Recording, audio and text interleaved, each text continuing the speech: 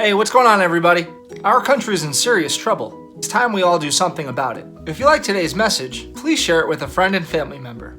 Thanks for watching Citizen Soul. It's time we start speaking truth to power. It's what our founding fathers expected of us. Many people know who our founding fathers are. Like, this is George Washington. But do you know what he really stood for? George Washington stood for being impartial. He stayed out of the Thomas Jefferson and Alexander Hamilton beef. He even in his farewell address laid down the groundwork for what we know today as republicanism. And no Republicans, that does not mean that George Washington would have approved of what you're doing. George Washington believed that the functioning responsibility of government was to take care of people's happiness. He even believed that you should apply the scientific method to your political practice. If what you are instituting is not making people happier, it actually makes no difference how much money you're making.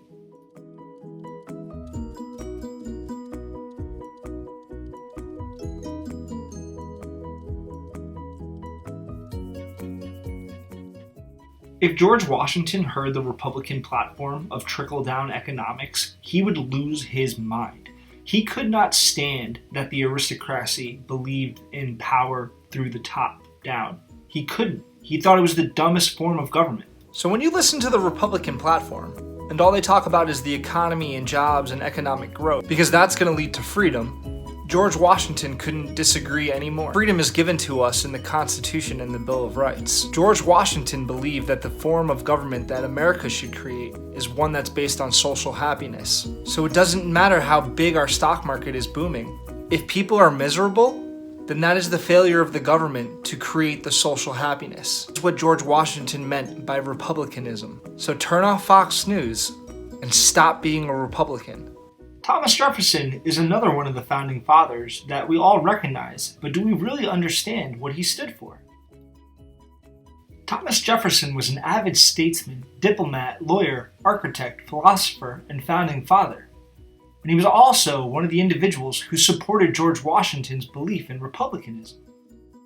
And for those of you who are protesting, keep it going. Thomas Jefferson said that at any point that the government becomes destructive of the ends of the people, it is the right of the people to abolish the government and institute a new one. For those of you who still don't understand why people are protesting, can you stop calling them an angry mob? Founding fathers left us clues to what type of nation America was supposed to become. When the government and the police continue to violate the Bill of Rights, the United States citizens have a responsibility to protect and take care of one another. And the individuals we hire to protect and serve have for far too long abused their privilege and right of authority. So now we're not asking you to change, we're telling you to change. Not only is Sam Adams a delicious beer, but he's also a really good founding father. Sam Adams, similar to George Washington and Thomas Jefferson, wasn't a businessman. He wasn't an aristocrat. He was a simple statesman and a political philosopher who believed in republicanism. He really thought that the idea of government was supposed to be created for the people and their happiness.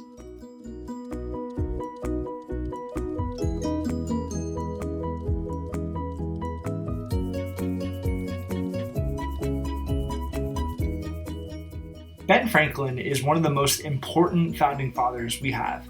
He is simply my favorite, and here's why. Republicans always like to classify Benjamin Franklin as this savvy business owner. He wasn't. He was an inventor, a philosopher, a postman. He was everything but what the Republicans describe him as. Did you know that of all of his technologies that he invented, not one of them is patented? He believed in open source. He believed it was the responsibility of America to change civilization.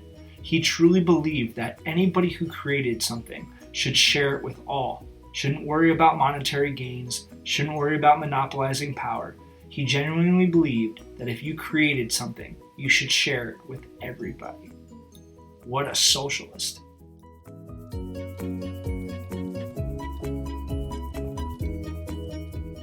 I think one of the biggest misconceptions about John Adams is that he was a businessman. He wasn't. He was a statesman, an attorney, a diplomat, a writer, and everybody who thinks that our founding fathers were these aristocratic tycoon businessmen, they weren't. It's a lie by the right to make you believe that America that you see today is the America that our founding fathers wanted. It's the complete opposite. John Adams would be front and center of the Black Lives Matter movement. He was a huge advocate for counsel and presumption of innocence. So if he heard that authorized government-sanctioned, taxpayer-funded police officers were killing citizens without a judge or a jury present, he would lose it.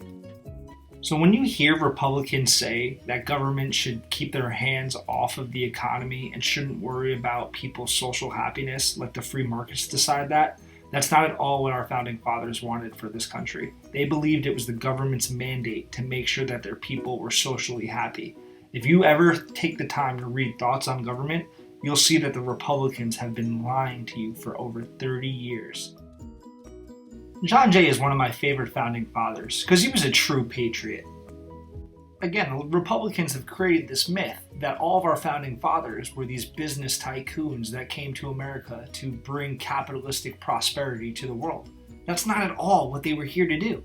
Alongside being a patriot, he was also a diplomat, a statesman, and a founding father who believed that slavery had no place in modern day society.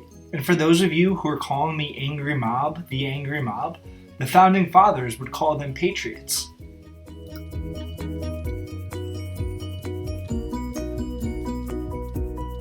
Next up, we have Mr. James Madison.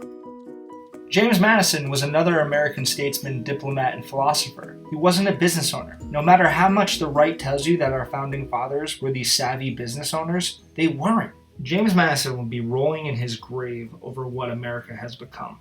The Patriot Act would destroy his heart, and everything that's going on with the Republican Party today, he would absolutely tell citizens to mobilize and fight against it. Last but not least, we have Alexander Hamilton. See, Alexander Hamilton was an economist, so the Republicans like to use his name to distort history. See, what the Republicans have done is they've taken one founding father's view and they've distorted all of American history through his lens. That's not right. It's not okay. And it's actually destroying our country.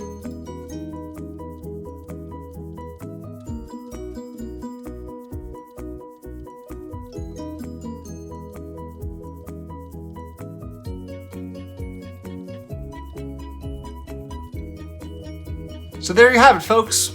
If our founding fathers were alive today, not one of them would be a Republican. Not one of our founding fathers would vote for Donald J. Trump.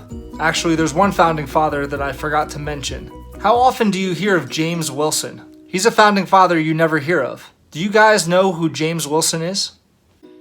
This, ladies and gentlemen, is James Wilson. When I started doing my research and found out that the Republican Party pretty much copied the Ku Klux Klan manifesto of 1865, I did some more research.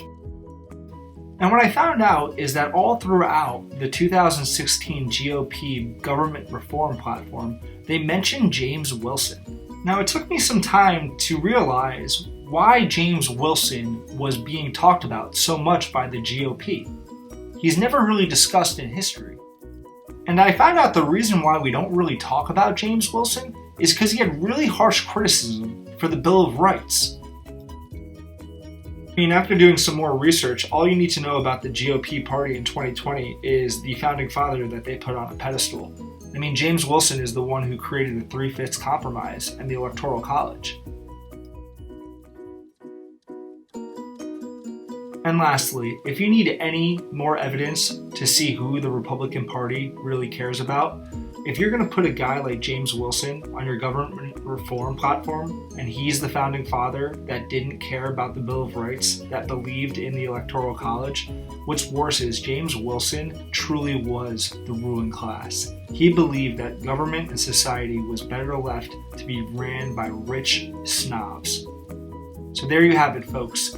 That's the GOP platform for 2016, 2020, and 2024. Because they weren't joking when they said Donald Trump will be president for life.